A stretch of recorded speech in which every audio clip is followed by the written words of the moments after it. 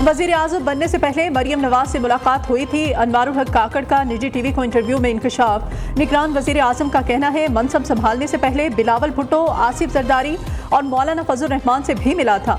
निगरान हुकूमत का नून लीग की तरफ झुकाव का तासुर बिल्कुल गलत है।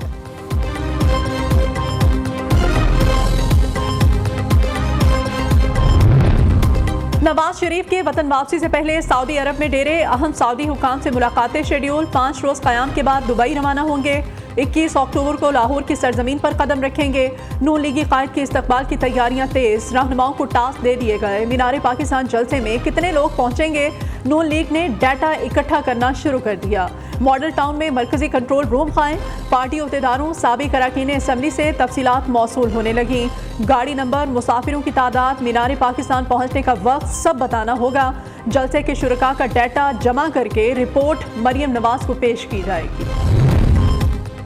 इत्मीनान है, रियासत को बचाने के लिए अपनी सियासत कुर्बान कर दी। रियासत ना बचती तो हमारी सियासत वैसे ही दफन हो जानी थी। हमें भी वो हरबे आते हैं जो PTI हुकूमत ने आजमाए। हमारे ऊपर करप्शन के केसेस में एक ढेला साबित नहीं हुआ। शहबाज शरीफ का लाहौर में ताजरों से खिताब। कहा नवाज शरीफ 21 अक्टूबर को मुल्क वापस आकर मीनारे पाकिस्तान पर आएंगे। नून लीगी कायद की क़यादत में पाकिस्तान दोबारा तरक्की करेगा।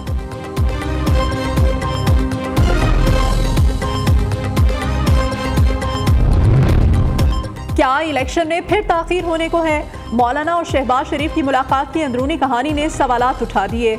इलेक्शन 1 माह आगे भी चले जाएं तो क्या कबाहत है? फजल रहमान का साबिक वजीर आज़म से सवाल। कहा जनवरी में कई इलाके बर्फबारी से मुतासिर होंगे। खैबर पख्तूनख्वा में अमनो अमान की सूरत हाल भी खराब है। शहबाज शरीफ ने जवाब दिया अमनो अमान की सूरत हाल इतनी खराब है ये आपसे मालूम हुआ।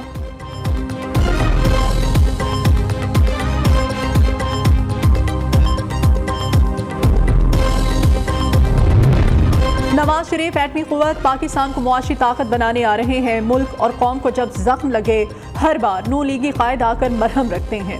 मरियम नवाज शरीफ का यूनियन काउंसिलों के नुमाइंदों, कारकुनों और पार्टी रहनुमाओं के इजलास से खिताब। कहा नवाज शरीफ ने हमेशा मुल्क की वक़ार और कौमी मफादात के तहफ़्फ़ुज़ की जंग लड़ी। वो एक बार फिर अवाम और मुल्क को बचाने वापस आ रहे हैं। अवाम नवाज शरीफ को 2/3 वोट दें, वो आपको महंगाई से निजात दिलाएंगे।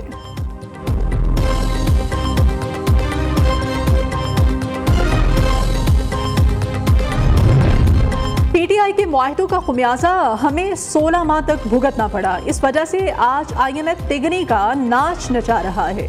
PTI को धांधे करके इक़्तिदार ना दिया जाता तो आज पाकिस्तानी मैशत मुस्तहकम होती। नून लीगी रहनुमा राना सनाउल्लाह कहते हैं 12 अक्टूबर 1999 में जो हुआ वही बात 28 जुलाई 2017 को दोहराई गई। ये सब ना होता तो मुल्की हालात आज मुख्तलिफ होते। नवाज शरीफ ही इस कौम की उम्मीद हैं। डॉलर को रिवर्स गियर लग गया। पाकिस्तानी रुपया मजीद तगड़ा। इंटरबैंक में डॉलर मजीद 1 रुपया 1 पैसा सस्ता होकर 278 रुपये 50 पैसे पर आ गया। गुज़श्ता रोज डॉलर 279 रुपये 51 पैसे पर बंद हुआ था। पाकिस्तान स्टॉक मार्केट में तेजी का रुझान। हंड्रेड इंडेक्स 297 पॉइंट्स इजाफे के बाद 48,771 की सतह पर बंद हुआ। सोने की कीमत में बड़ी कमी। 7,800 रुपये फी तोला सोना सस्ता। कीमत 1,98,000 रुपये हो गई। पुलिस किराए की पुलिस बन गई। रियासत करप्शन और स्मगलिंग करने में मुआवनत करती है। केस में असल मुल्जिम तो पुलिस को बताना चाहिए। पुलिस और पटवारी का शाही सिस्टम खत्म होना चाहिए। चीफ जस्टिस काजी फाइज ईसा के 70 तोला सोना कमेटी केस में रिमार्क्स।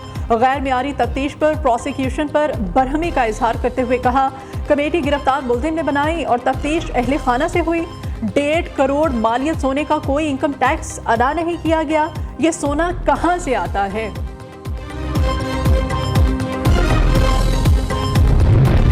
आजम नजीर ताड़र का प्रैक्टिस एंड प्रोसीजर एक्ट बरकरार रहने पर खुशी का इजहार। साबिक वजीर कानून ने कहा सुप्रीम कोर्ट के फैसले के बाद नवाज शरीफ की नाअहली खत्म हो गई। जबकि दूसरी जानिब असद उमर ने भी फैसले को दुरुस्त करार दे दिया। जुडिशल कॉम्प्लेक्स पेशी के मौके पर मीडिया से गुफ्तगू में कहा फैसले पर तहरीक इंसाफ भी खुश है और शहबाज शरीफ भी खुश हैं।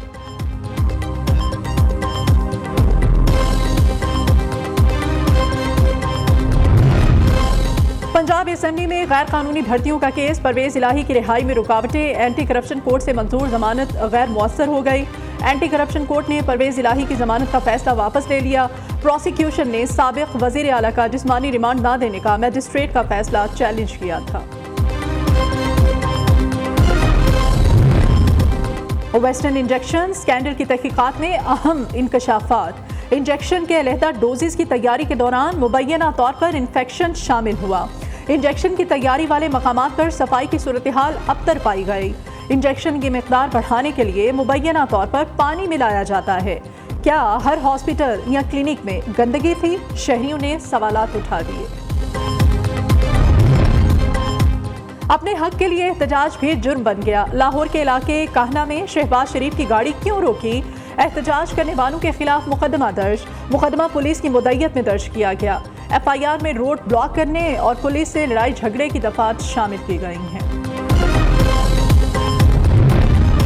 लाहौर में एपका मुलाजमीन का एहतजाजी धरना। मुजाहिरीन के खिलाफ थाना इस्लामपुरा में मुकदमा दर्ज। 49 अफराद गिरफ्तार। 100 से जायद नामालूम अफराद के खिलाफ मुकदमा दर्ज। कार सरकार में मुदाखलत, इक़दाम कत्ल, पुलिस पर हमला समेत दीगर दफात शामिल। दूसरी जानिब सरकारी स्कूलों की निजकारी के फैसले के खिलाफ फैसलाबाद में तलबा और असातिज़ा सड़कों पर आ गए। मुजाहिरीन के पथराव से पुलिस एहलकार जख्मी। पुलिस की हवाई फायरिंग से मुजाहिरीन मुंतशिर।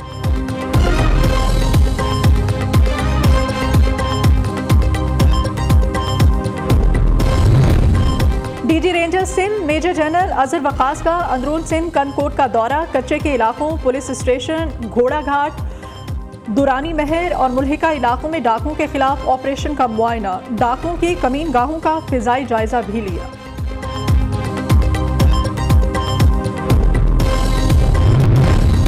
पंजाब पुलिस भी महंगाई की लपेट में आ गई। गाड़ियों का सरकारी ईंधन 1 माह से बंद। पुलिस का इन्वेस्टिगेशन विंग भी मुतासिर होने लगा। अफसरों और थानों की गाड़ियां ईंधन न मिलने के बायस बंद होने के करीब। महंगाई और बढ़ती हुई पेट्रोल की कीमतों के पेश नज़र ईंधन का सरकारी फंड पहले ही खत्म हो चुका है।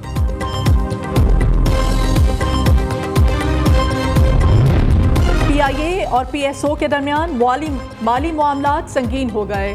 PSO की जानिब से अदम अदायगी पर आज भी सखर, कोयटा, मुल्तान, रहीम यार खान, गवादर समेत छोटे शहरों को ताहाल फ्यूल की सप्लाई बंद। PSO के मुताबिक PIA ने ताहाल कोई अदायगी नहीं की। टाइटैनिक का मलबा दिखाए जाने वाली आबदोस टाइटन के मलबे से इंसानी बाकियात बरामद। कोस्ट गार्ड के इंजीनियर्स ने 4 अक्टूबर को शिमाली बहरा ओकिया न्यूज से टाइटन के मलबे और शवाहिद को माहिरीन के हवाले किया था। आबदोस 4 माह पहले हादसे का शिकार हुई थी। सवार तमाम 5 अफराद जाँ बहक हो गए थे।